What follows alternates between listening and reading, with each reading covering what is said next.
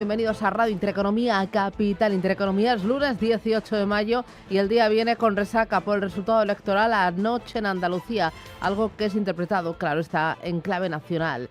Gana el Partido Popular de Juanma Moreno, pero necesitará a Vox para gobernar. Hoy Pedro Sánchez reúne a su ejecutiva para digerir el descalabro de María Jesús Montero. Veremos si se queda o se va. En los mercados, mirada atenta al petróleo y a los bonos. El precio del crudo vuelve a tensionarse. Escala a $111,24. Está inquieto por dos motivos. Primero, Trump ha lanzado nuevas amenazas a Irán. Planea reactivar junto a Israel los ataques sobre Teherán. Bombardeos más intensos contra instalaciones militares e infraestructuras. Y dos, tensión en el crudo por Taiwán. Tras la reciente cumbre celebrada en Pekín entre los presidentes de China y Estados Unidos, el mandatario taiwanés asegura que su país no será sacrificado y pone la pelota en el tejado de Donald Trump. Insiste en que es necesario que Estados Unidos siga vendiéndoles armas. Sin soberanía no hay Estado, sin Taiwán no hay República de China, la llamada independencia de Taiwán. El significado de estas dos palabras en realidad se refiere a que Taiwán no forma parte de la República Popular de China y a que la República de China y la República Popular de China no están subordinadas entre sí. Solo hay Estado si hay soberanía, solo hay República de China si hay Taiwán.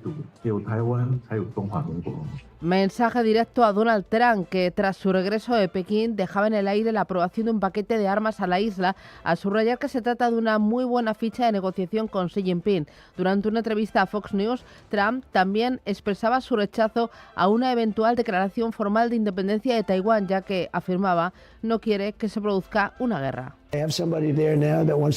Ahora hay alguien allí que quiere independizarse, quiere entrar en guerra y cree que cuenta con el respaldo de Estados Unidos. No me interesa que nadie se independice y ya sabes, se supone que tenemos que recorrer 2.400 kilómetros para ir a la guerra. No es eso lo que busco.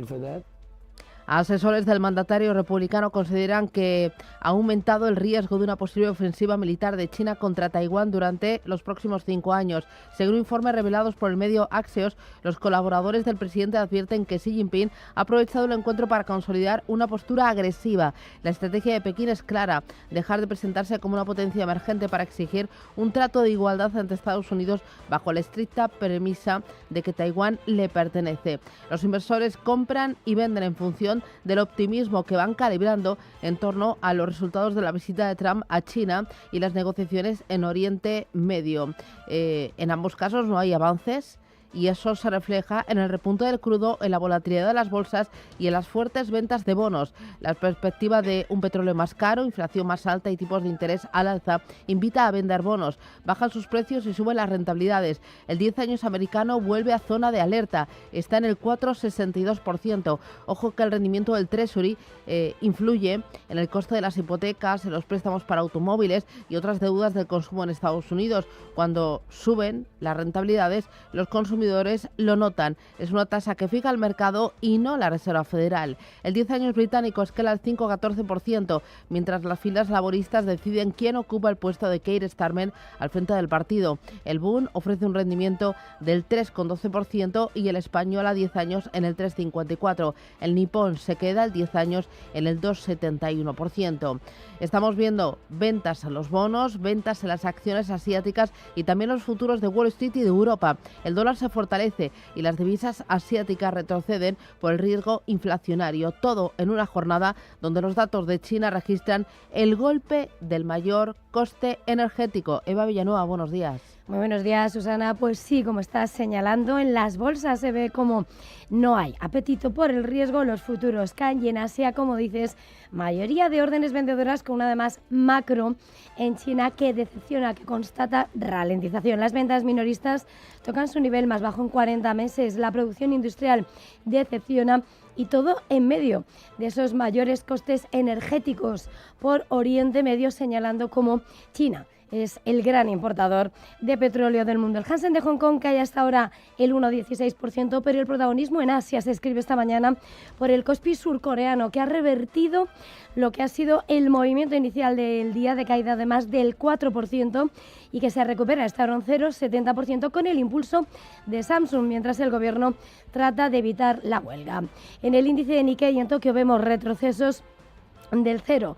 70%, y de cara a las bolsas lo que vemos es como de cara al mercado americano los futuros de Wall Street están anticipando caídas después de haber visto cómo el viernes el S&P y el Nasdaq cedían el 1,5%, el Dow también con un porcentaje similar tras esa cumbre de Trump y de Xi Jinping sin grandes sorpresas, y que pese a las caídas del viernes, aún así tanto el índice rector de Wall Street como el tecnológico acumula 7 semanas consecutivas de ganancias. Y todo mirando ya a un mercado europeo que se prepara para abrir con recortes del 0,95% en medio del temor sobre la guerra. Es ahí donde de nuevo hemos visto como el dólar, que vuelve a activarse como activo refugio en su comparativa, en su cesta frente a las principales divisas, le lleva a marcar 99,31 unidades, y vemos como el dólar frente al yen lleva de nuevo a los operadores a esperar un movimiento de intervención. Un yen que retrocede, lo vemos en 158,59 unidades, viendo esa presión que cotiza en la divisa nipona, y viendo precisamente cómo es el mercado japonés, quien en el mercado de deudas quien más está viendo golpeado con esa rentabilidad de los bonos japoneses a 10 años que toca el 2,74%, y que en el referencia a 30 años se dispara 20 puntos básicos hasta tocar su nivel más alto desde su introducción en 1999. Y en este escenario importante ver lo que ha pasado con el oro. A esta hora se estabiliza, lo tenemos en $4.535, con unas compras que llegan tras las pérdidas iniciales después de haber tocado el metal precioso su nivel más bajo en un mes y medio, $4.535. Mercados financieros que ya tienen la mirada puesta en toda esta semana. Aquí dos cosas importantes: datos de inflación en Europa y también resultados de Nvidia. Rubén Gil, buenos días. Buenos días, así es. El gigante tecnológico estadounidense, sin duda protagonista de la semana, con esos resultados que va a presentar el miércoles y que tendrán impacto en el mercado y en todas las compañías relacionadas con los semiconductores y con la inteligencia artificial. En ese ámbito de resultados empresariales, turno también durante los próximos días para compañías como Solaria, para Home Depot o para la minorista Lowe's, entre otras, y ya tenemos para abrir el lunes las cuentas de la aerolínea irlandesa Ryanair, con unos ingresos que se elevan en su ejercicio fiscal un 11% hasta 15.540 millones de euros, superando las previsiones de los analistas. El beneficio de Ryanair en ese ejercicio fiscal 2026, el beneficio después de impuestos fue de 2.260 millones de euros, es decir, un 40% más.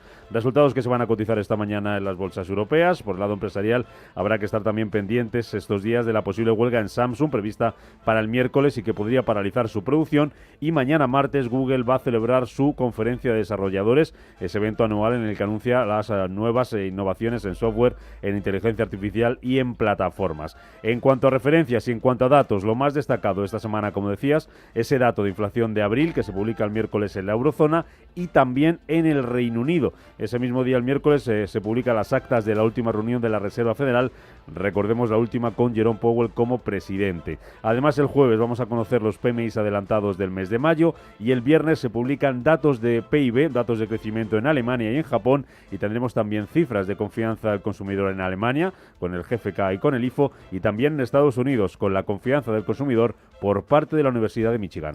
Son las 7:09, este es Radio Intereconomía. El lunes nos trae más noticias. El Partido Popular gana las elecciones en Andalucía, pero pierde la mayoría absoluta. Se queda con 53 escaños, 2 por debajo de esa mayoría absoluta. El candidato a la reelección a la presidencia de la Junta, Juanma Moreno, celebraba el resultado de los populares. El objetivo que nos habíamos marcado no hemos quedado muy cerquita de ello, no hemos quedado a 2 escaños de esa mayoría suficiente. Es verdad que lo dijimos, que era complicado, y advertimos que la horquilla iba a estar en torno a esos 53, 56, 57, que iba a depender de los restos. Y la ley DON a veces nos favorece y a veces nos perjudica. Por tanto, no hemos quedado a esos 2 escaños. Hemos sacado, de verdad, no hemos sacado matrícula de honor, que era lo que estábamos aspirando, pero tengo que decir que hemos sacado un sobresaliente. En segundo lugar queda el Partido Socialista de la exvicepresidenta del Gobierno, María Jesús Montero, que consigue 28 diputados, su peor resultado de la historia en aquella comunidad. No son para nosotros unos buenos resultados. El Partido Socialista, siempre que concurre a unas elecciones autonómicas, sale a ganar, representa a la mayoría social y quiere obtener la confianza de esa mayoría social. Por tanto, tomamos nota de lo que los andaluces nos expresan a través de las urnas. Y en tercer lugar, Vox, que con 15 escaños será clave para la gobernabilidad de Andalucía. Manuel Gavira, su candidato. Los andaluces han hablado claro y le han dicho al gobierno de Andalucía qué es lo que quieren. Y lo que quieren es prioridad nacional. Quieren prioridad nacional. En Reino Unido, semana clave para el futuro del primer ministro Keir Starmer. Con los críticos desde dentro de su partido intentando acelerar su caída y buscando sucesor para Starmer, entre ellos el ya exministro de Salud Wes Streeting, que ya ha mostrado su intención de liderar a los laboristas. Si crees que eres lo suficientemente bueno para el cargo más alto, si crees que tienes las ideas adecuadas para el país, debes estar dispuesto a presentarlas y contrastarlas con otros candidatos y a ganar unas elecciones. Un Streeting que califica de error el Brexit y abre la puerta a que Reino Unido vuelva a formar parte de la Unión Europea. Los ministros de Finanzas del G7 y los gobernadores de los bancos centrales se reúnen hoy para analizar el impacto económico de la guerra en Irán. Un encuentro en París en el que van a abordar, entre otros asuntos, el incremento de los precios de la energía y su repercusión en la inflación. Aquí en España, la ministra de Defensa, Margarita Robles, va a comparecer esta tarde en el Congreso para informar sobre las decisiones adoptadas por el Gobierno ante la guerra en Oriente Próximo. Y Cuba aumenta la tensión con Estados Unidos y asegura que se defenderá si es atacada. En el foco está la supuesta compra de 300 drones militares de origen iraní y ruso que, según Axios, fueron adquiridos en 2023 y con los que el régimen cubano podría supuestamente realizar ataques contra la base de Guantánamo o buques estadounidenses. En un mensaje en redes sociales, el ministro de Exteriores de Cuba, Bruno Rodríguez, asegura que la isla defiende la paz y se prepara para enfrentar la agresión externa en el ejercicio del derecho a la legítima defensa que reconoce la Carta de la ONU.